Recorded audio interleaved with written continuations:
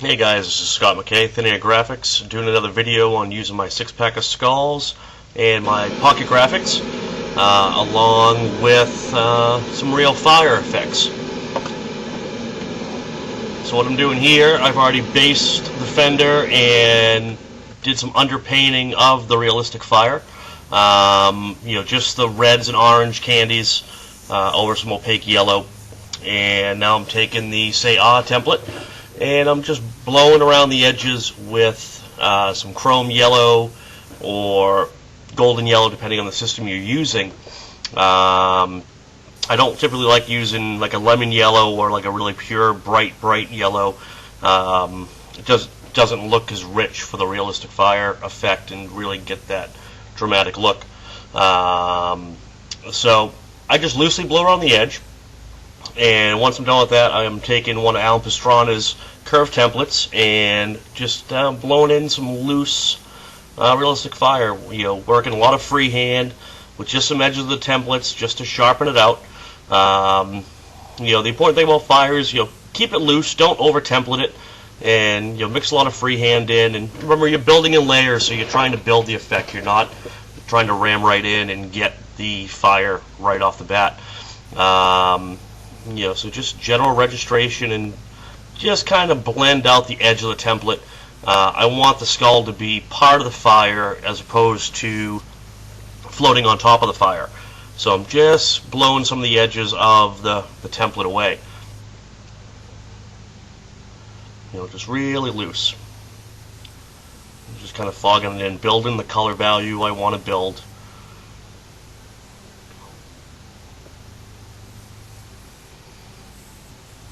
I'm going to continue this all the way up the fender, and I'll show you some after shots when it's all set. I apologize for the color. When you're working with these colors, it kind of trips the camera out. So now I'm taking the positive stencil, and I'm using some candy orange to register in the detail of the skull using the template. I'm not blowing in a lot of paint, just enough to get it there to set it up for freehand. When I do it, I don't like to really over stencil it. Just mainly use it as a registration guide. And you can see there, really simple, really clean. The nice thing about the templates I designed them is the skulls look cool, just by simply blowing in a little color. And if you're not that confident in freehand yet, you can kind of leave it and maybe enhance it just a little bit with some of the edges of the template and stuff, which I'll show you later on, without too much freehand. And then what I'm doing is I added a little bit of black into that orange just to kind of darken it up a little bit. And now I'm going around the tops of the eyes, sockets, and the nose, and the bridge of under the teeth, and just trying to build some contrast to get it darker. You can see it just a little bit, pops right out. A little bit in the lower jaw, just to kind of push it back. And you remember, when things are darker, they appear deeper, further off in the distance. When it's brighter, it's more forward. So always keep that in mind for your light sourcing, and that will really help you build, some depth to your piece. I'm just going around the edges a little bit. If I wanted to stop there and just add in some more fire, I can make the skull really simple. Not too much detail. I'm going to keep kicking it up, and I'm going back to the yellow here and just kind of fading it out, blending it back in so I can get rid of the template edge. That's a little part on the template for an eyeball. So I'm just going to line it up with the socket and just put an eye so he's kind of peering down at you. It's a nice, quick little effect. I'm only doing one. He lost another eye or burnt away.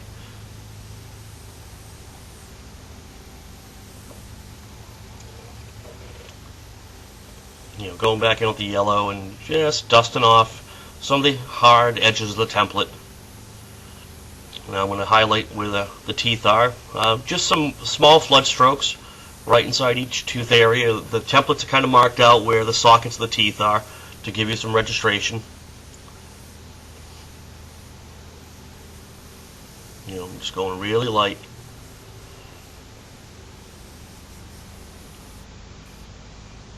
As you can see, I like to kind of build the artwork. I don't try to get right in there with final detail.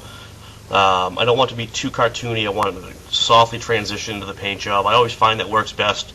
It's also easier if you make mistakes along the way. You can blend them out, cover them up, and you can really work them in slow.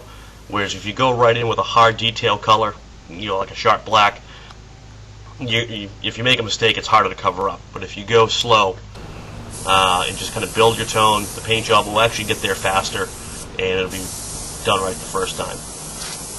This is an important step. Every so often you want to tack rag off the piece. Whether you're using chemical-based, water-based paints, you get that slight overspray where it gets kind of chalky. So before I do, next candy layers, this is back to the candy orange, and just kind of blending out the sides, kind of merging it in, separating some yellows and oranges off the reds to build the layers of fire. And this is going to set up to come back in with the dark color detail and the bright yellow. Just fogging it in.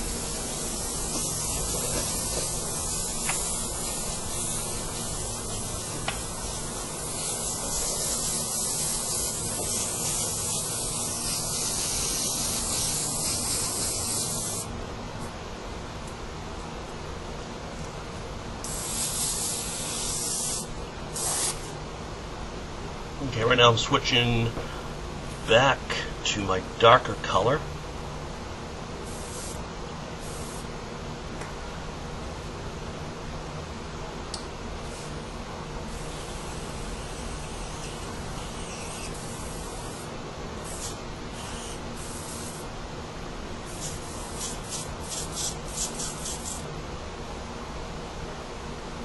So I'm going in with the orange. And I'm going to add a few drops of black into it, just as a detail color. I don't like using straight black; it's too harsh. Adding a couple drops of black into your, candy root beer or candy orange, in this case orange, it's a great detail color without forcing the design out too quickly.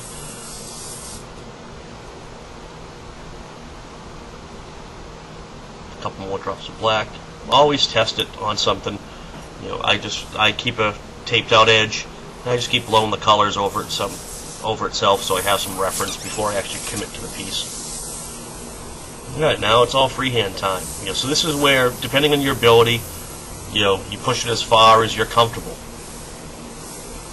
I'm just going in around the edges and kind of defining the socket. Defining the cheekbones, into the jaw. And again, I'm still working slow. You can always add more. It's a lot harder to take it away. Just a little bit of paint really goes a long way. Kind of blending out all those little template cutout lines.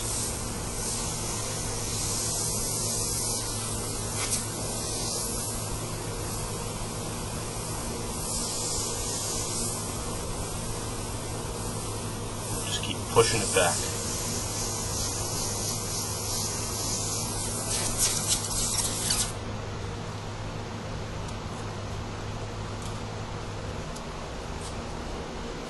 And cut back in with the template and really punch out some dark areas.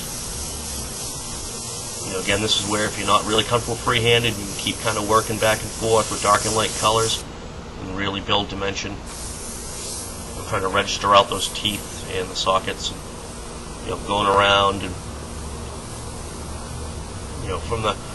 on the template they have the top sockets of each tooth, and I'm just kind of doing small dagger strokes up and around an archway, and doing some small ones coming up towards the nose to simulate, that it's a tooth inside a socket. I'm just working each tooth, slowly.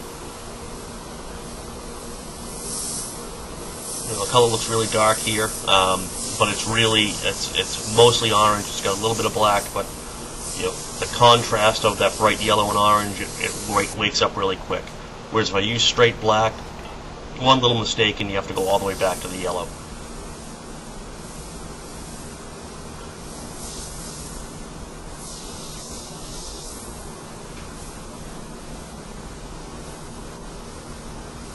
Sorry for the hand in the way.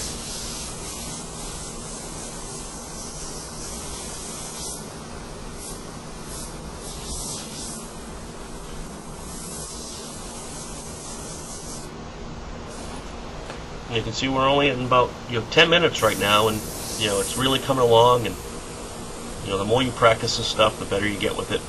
I wanted to do another video on using the 6-pack of Skull in a different way, whereas before we did it on a light color and pretty much just used the positive and not much of the negative.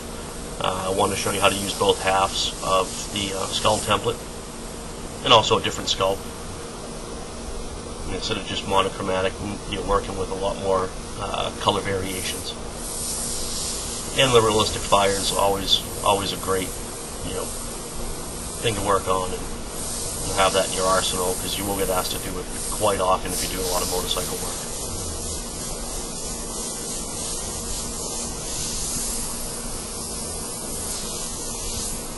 Building those shadows slowly and pushing that mouth darker so it looks like it's really coming, the teeth are really throwing forward at you. Work out of the jawline.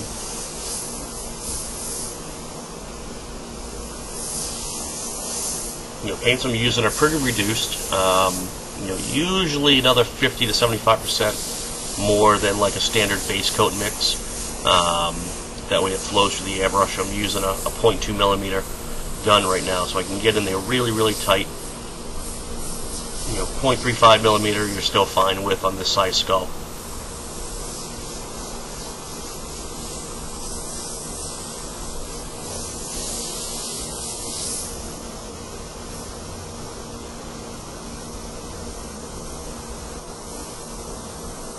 Moving on to the bottom jaw.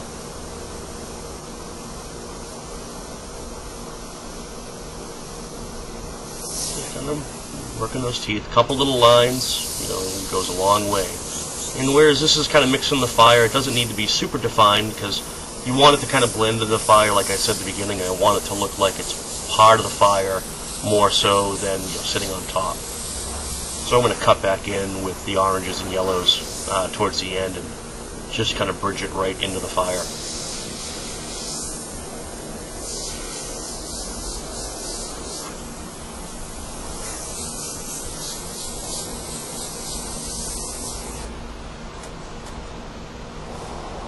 We'll bring the template back in, sharpen out a little bit of the top of the skull, just real quick, just a couple spots, and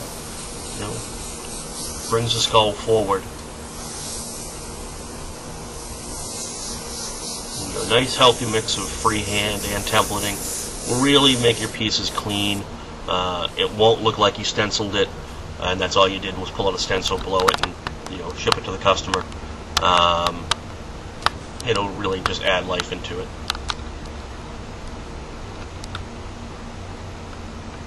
And that's pretty close. Some highlighting, it'll really kind of wake up. I had to jump there, my camera ran out of batteries, and what I basically did was I went back in with the brighter yellows, really hit the highlights hard, and washed over some gold yellow candy over everything to really punch it up and really brighten it. Add a little fire in, and then put a little wax and grease remover on so you guys can see roughly what it looks like cleared.